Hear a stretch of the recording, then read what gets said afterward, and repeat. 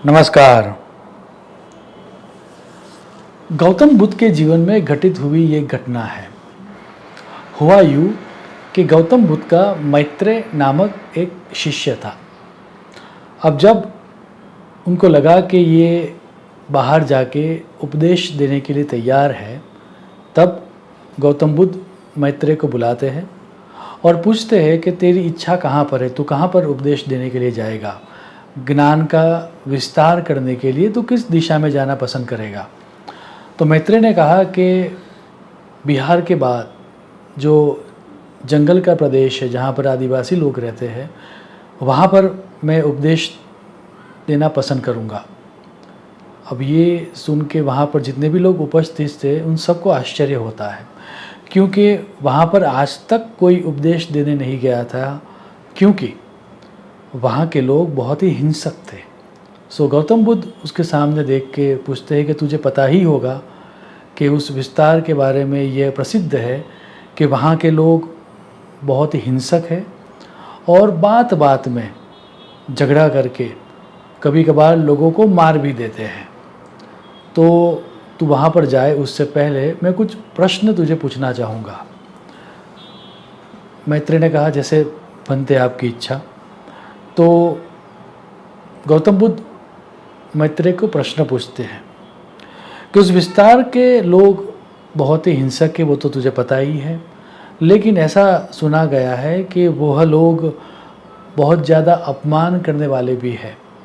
तो जब तू वहाँ पर जाएगा और उपदेश की बातें करेगा तो ये हो सकता है कि वहाँ के लोग तेरा अपमान करेंगे। तो जब वो लोग तेरा अपमान करेंगे, उस क्षण में तेरे मन के अंदर किस तरह की फीलिंग होगी या तो किस तरह से प्रतिभाव देगा।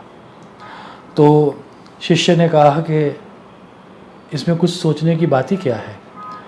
जब वो मेरा अपमान करेंगे तब मैं उनको धन्यवाद कहूँगा। गौतम बुद्ध ने थोड़ा आश्चर्यचकित होकर, क्योंकि अन्य लोग भी ये समझ पाए, गौतम बुद्ध ने तो समझ ही लिया था लेकिन अन्य लोग को भी समझ में आया, इसलिए थोड़े आश्चर्यचकित होकर गौतम बुद्ध ने उसकी तरफ देखा। तो उसने कहा कि यस, मैं धन्यवाद इसलिए कहूँगा क्योंकि वो लोग मुझे मार पीट भी सकते थे, लेकिन उन्होंने सिर्फ मेरा अपमान किया, उन्होंने सिर्फ वाचिक कर्म किया। वो चाहते तो मुझे पीट भी सकते थे। अब गौतम बुद्ध हंस के दोबारा पूछते हैं कि चलो मान लो आगे जाके उन लोगों ने तुम्हें पीट भी दिया तो क्या करोगे। तो अगेन मैत्रेय हंस के बोलता है कि और क्या करना है, अब भी मैं उनका धन्यवाद करूँगा, उनको थैंक यू कहूँगा।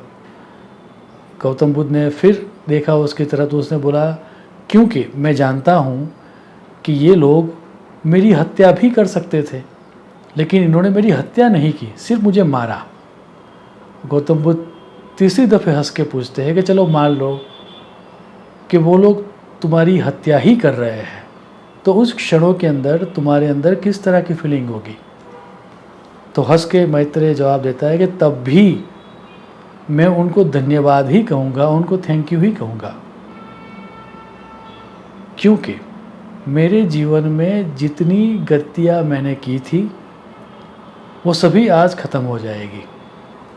इतना ही नहीं, शास्त्र ये कहता है कि मृत्यु के बाद गति भी अच्छी होगी। अगर मेरे कर्म अच्छे हैं तो मेरी सदगति होगी या फिर मुझे निर्वाण प्राप्त हो जाएगा। मैं जो आगे गलतियाँ कर सकता था वो भी उन्होंने समाप्त कर दी। इतना ही नहीं, ऐसा कहावत रत्नाकर में कहा गया है कि जो मर जाते हैं उनकी तो सब प्रशंसा ही करते हैं। कहावत रत्नाकर का सूत्र है, मृतम सर्वे प्रशंसन्ति। सो जो व्यक्ति मर गया उसकी सब प्रशंसा ही करते हैं।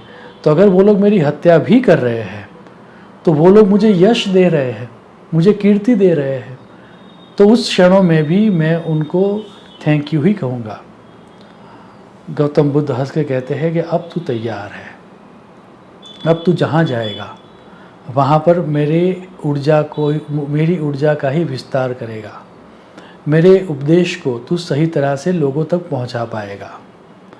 शास्त्र कहता है, ये सिर्फ गुरु और शिष्य के बारे में ही नहीं है। वास्तव में किसी भी कार्य करने के लिए जो व्यक्ति सभी चीज़ों में पॉजिटिव या कंस्ट्रक्टिव रह सकता है, वास्तव में वही व्यक्ति तैयार होता है। किसी भी चीज़ में आगे बढ़ने के लिए, रेडीनेस होने के लिए जो सबसे पहला गुण है, वह गुण है पॉजिटिव और कंस्ट्रक्टिव माइंडसेट होना।